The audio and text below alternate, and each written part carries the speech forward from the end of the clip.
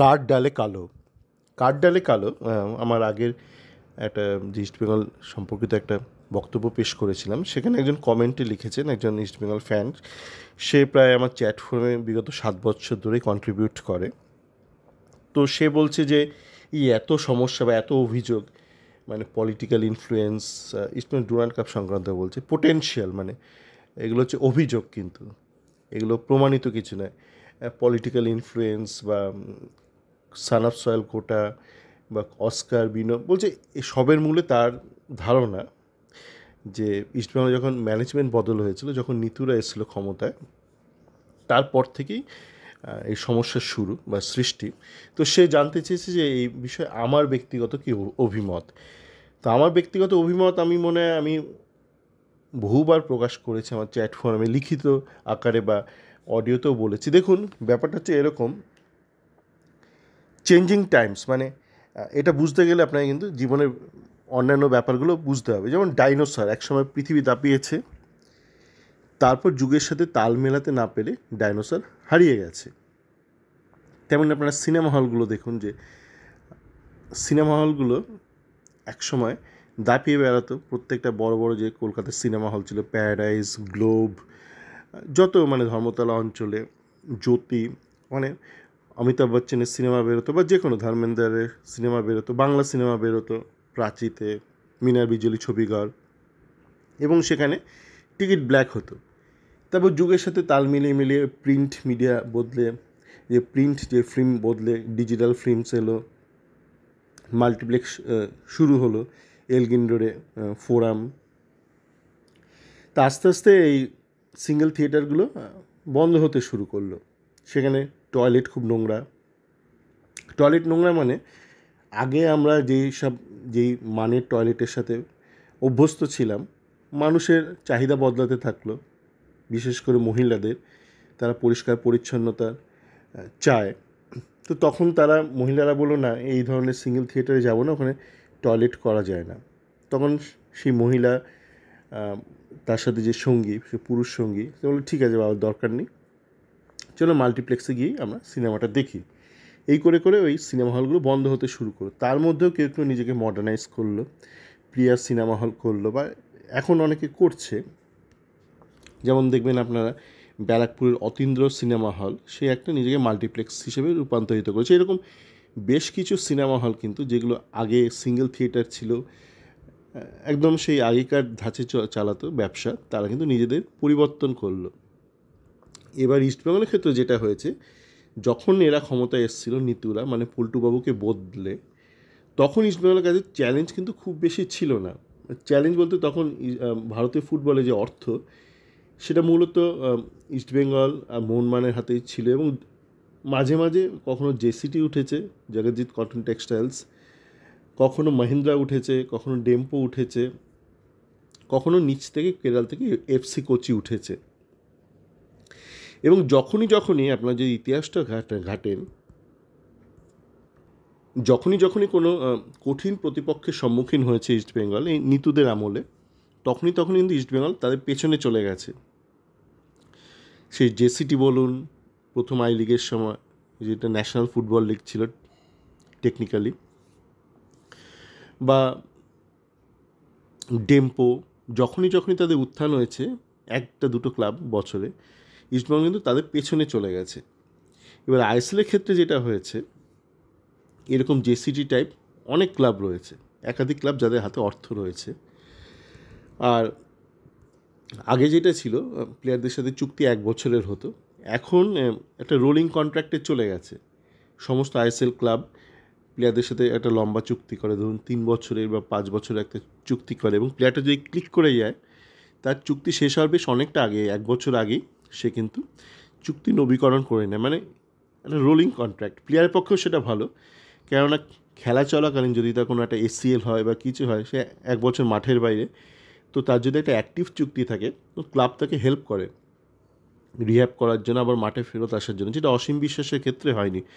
ভারতীয় ফুটবলে অসীম বিশ্বাস বারবার চোট খেয়েছে, তার চুক্তি চলে গেছে, যে তখন 1 বছরের চুক্তি ছিল, সে নিজে যা ইচ্ছা করে গেছে, মাঠে ফিরেছে, আবার চোট খেয়েছে। তো সেই জন্য প্লেয়াররাও চায় যে তারা যেন সবসময় একটা আন্ডার লং কন্ট্রাক্ট থাকে। তার ফলস্বরূপ যেটা হয়েছে, ইস্টবেঙ্গলের পক্ষে কিন্তু প্লেয়ার নেওয়াটা কঠিন হয়ে গেছে, যেহেতু সমস্ত প্লেয়ারই locked, long term locked, rolling কন্ট্রাক্টে লকড। সেক্ষেত্রে বছরে একটা কি দুটো প্লেয়ার ট্রান্সফার ফি দিয়ে নেওয়া, ট্রান্সফার ফি দিয়ে সমস্ত ক্লাব আবার প্লেয়ার ছাড়বে না, তাদের যারা প্রিমিয়াম প্লেয়ার তাদেরকে তারা ছাড়বে না। তো এরকম চ্যালেঞ্জিং পজিশানে কী করে নিজেকে সারভাইভ করতে হবে বা কী করে নিজেকে এক্সেল করতে হবে, নিজেকে সেই জায়গায় নিয়ে আসতে হবে, মানে লিডারশিপ পজিশনে, সেইটা করার জন্য যে বুদ্ধিটা দরকার, যে মেধাটা দরকার, সেটা নিতুদের নেই। এখন আপনারা অনেকে কাটমানি এসব বলেন, দেখুন কাটমানি জীবনের প্রত্যেকটা ক্ষেত্রেই আছে, সেই যুগ যুগ ধরে আছে। কখনো সেটা কমিশন বলে, কখনো সেটা বোনাস বলে, কখনো চটুল বালকেরা সেটাকে কাটমানি বলে। আপনি যখন একটা ডিল করেন, একটা একটা সেখানে একটা কমিশন নেন, একটা হাউজিং এস্টেট বা আপনার যখন একটা টিকিট বুকিং করছেন, যে বুকিং কোম্পানি সেটা কমিশন নিচ্ছে, সেটা তার পারিশ্রমিক। তো ক্লাব কর্তারা যখন কাজ করছে তারা একটা পারিশ্রমিক তাদের প্রাপ্য, তারা এতটা আওয়ার্স স্পেন্ড করছে, মানে ব্যয় করছে কর্মক্ষেত্রে। তো সেটাকে আপনি ফিজ বলতে পারেন, কমিশন বলতে পারেন, যা কিছু কাটমানিও বলতে পারেন, ডাজেন্ট ম্যাটার। আর এমন হতে পারে না যে হঠাৎ করে নিতুরা কাটমানি খায় আর ভারতের আর কোনো ক্লাবের কর্তারা খায় না, তাহলে ইস্টবেঙ্গল বাকিদের থেকে পিছনের কারণটা হচ্ছে এইগুলো যে ইস্টবেঙ্গল অনেক দেরিতে আইএসএল শুরু করেছিল, এবং বাকি ক্লাবরা, আইএসএল ক্লাবরা যারা এই মুহূর্তে রয়েছে বিচরণ করছে, তারা অনেকে এগিয়ে গেছে আর ভালো প্লেয়ারদের সাথে লং টার্ম কন্ট্রাক্ট করে নিয়েছে। তো সেক্ষেত্রে ইস্টবেঙ্গলকে যদি উঠে আসতে হতো, যেটা আগেও আলোচনা করেছি, ইস্টবেঙ্গলকে এমন একটা কোচ ইস্টবেঙ্গল দরকার ছিল যে জুনিয়র টিম থেকে ঠিকঠাক অনেস্টলি প্রমোট করবে বি টিম থেকে, এবং তাদেরকে আস্তে আস্তে ইন্ট্রোডিউস করবে সিনিয়র টিমে। সেটা ইস্টবেঙ্গল করতে পারেনি। ইস্টবেঙ্গল অস্কারকে নিয়েছে, কখনো কোয়াদ্রাতকে নিয়েছে। ইস্টবেঙ্গলের দরকার ছিল এমন একজন কোচ যে জুনিয়রদের নিয়ে কাজ করতে পারে, মানে অমল দত্ত টাইপ কোচ, যেটা আলেহান্দ্র ছিল। তবে আলেহান্দ্র অন্য সমস্যা ছিল, উনি আবার বিদেশি নিয়োগের ব্যাপারে একটু বেশি মাত্রায় বোনাস নিতেন। বা ধরুন জোসেফ গাম্বাও ছিল, এরকম অনেক কোচ আছে যারা কিন্তু জুনিয়রদের ঠিকঠাক করে গ্রুম করতে পারে। তো তা না করে প্রথমে কোয়াদ্রাতকে ধরে আনলো, তারপর এরা অস্কারকে ধরে আনলো। তো এই নিতুদের সমস্যা হচ্ছে, মানে ইন্টেলেক্টের ভীষণ অভাব রয়েছে তাদের মধ্যে। তারা দেখে কে কোথায় একটা চ্যাম্পিয়ন করলো, একটা টিমকে চ্যাম্পিয়ন করলো, যেমন বসুন্ধরাকে করলো অস্কার, সেইটা বোঝার চেষ্টা করে না যে সে কোন কনটেক্সটে, কী সিনারিওতে সেখানে চ্যাম্পিয়ন হয়েছিল। যেমন এটা অতীতে বহুবার করেছে, খালিদ জামিলকে কখনো ধরে এনেছে আইজলকে চ্যাম্পিয়ন করার জন্য, যে যেখানে চ্যাম্পিয়ন হয়েছে সেখানকার কোচকেও তুলে আনার চেষ্টা করেছে নিতুরা। এটা বোঝার চেষ্টা করেনি সে মানে হয়তো সুইমিংয়ে চ্যাম্পিয়ন, আপনারা তো একটা রানিং, একটা অ্যাথলেটিক্সের টিম বানাচ্ছেন, আপনি একটা সুইমিং চ্যাম্পিয়নকে নিয়ে চলে এলেন। ওরকম আপনি ট্র্যাকে দৌড়বেন, আপনি একটা সুইমিং চ্যাম্পিয়নকে ধরে আনলেন। বা আপনি ধরুন আপনার ভালো একটা গাড়ির ড্রাইভার লাগবে, আপনার একটা টপ ক্লাস পাইলটকে ধরে নিয়ে চলেন, বলে পাইলটদের মধ্যে সেরা। সেইটা বোঝার মতন বুদ্ধি নিতুরদের নেই, এবং যারা নিতুপন্থী তাদেরও এই বুদ্ধিটুকু নেই যে তারা এই দোষটা তুলে ধরবেন। এবং যারা নিতুর বিরোধীপন্থী তাদেরও এই জ্ঞানটুকু নেই, এই মেধাটুকু নেই বা ইন্টেলেক্টটা নেই যে তারা অ্যাকচুয়াল পয়েন্টটা তুলে ধরবেন। তারা পুরো ব্যাপারটা ডাইগ্রেশন করে দেয়, কাটমানি করে দেয়। আর এরা নিতুপন্থীরা বলে কোথায় কাটমানি, প্রমাণ দেখাও, টাকাই নেই তো কাটমানি কোত্থেকে হবে। তো আপনারা দুপক্ষই, মানে যারা ফর নিতু আর যারা এগেনস্ট নিতু, আপনাদের দুজনেরই চূড়ান্ত মেধার অভাব আছে, বুদ্ধির অভাব আছে। তাই আপনারা আসল পয়েন্টটা থেকে সরে যান, যে কনটেক্সট বুঝে, রেলিভেন্স বুঝে নিয়োগ হচ্ছে না, সে আপনার কোচ হোক বা প্লেয়ার হোক, সেইটা যেহেতু হচ্ছে না, এবং দুপক্ষই যারা নিতুর পক্ষে এবং নিতুর বিপক্ষে, তারা যেহেতু উভয় পক্ষই আসল পয়েন্টটা ধরতে পারছে না, তাই এই জিনিসটা চলে আসছে। তো এইটাই মূল বিষয়।